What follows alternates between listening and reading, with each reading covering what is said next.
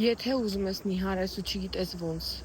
ու ինչից սկսես, ապա նայիր այս վիդեոն մինչև վերջ։ Ես արդեն 30 կիլո նիհարել եմ ու դեռ շարունակում եմ նիհարել, քանի որ դեռ ունեմ ավելորդ քաշ։ Ու ինչից սկսել։ Ինչ խորհուրդ քեզ կտամ, առաջինը քայլք։ Քայլի ինչքան կարաս, ինչքան օրգանիզմդ դիմանում է ու քայլքը նաև շատ լավ մեդիտացիա է, այսինքն քայլելուց առաջ ինչ-որ միտք ես ունենում, ինչ-որ նպատակ ես ունենում ու սկսում ես քայլել ու ընթացքում գալիս են մտքեր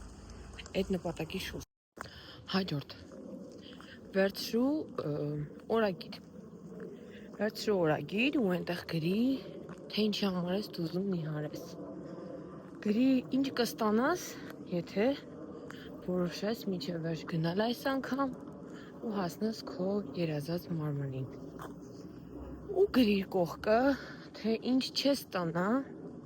ու ինչ նույնիսկ կկորցնես, եթե ոչինչ չանես այսօր։ Անպայման կարգավորի գիշերվա քունը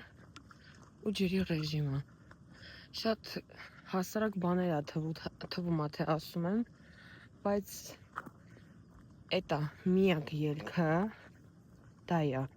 Կամաց փոքր քայլերով 1% ավելի լավը դարձիր, քան 3 էիր։ Ավելի շատ քայլիր, քան 3 էիր քայլում, ավելի ակտիվ եղիր։ Կարող է դու հիմա փոքր երեխա ունես ու չես կարողանում սպորտով շատ զբաղվել, հետ երեխայի հետ մանալի։ Դիր երեխային կայլասկի մեջ ու հեն ման գալու։ Քայլ առ քայլ կսկսես նիհարել։ Քայլ առ քայլ կբերես քո մարմինը հետ։ Ամեն ինչ միանգամից չի լինում։ Այդպես։ Հաջորդը։ Մի լսիր դիմացինի կարծիքը։ Հատկապես այն մարդու, ով քո ճանապարհը չի անցել։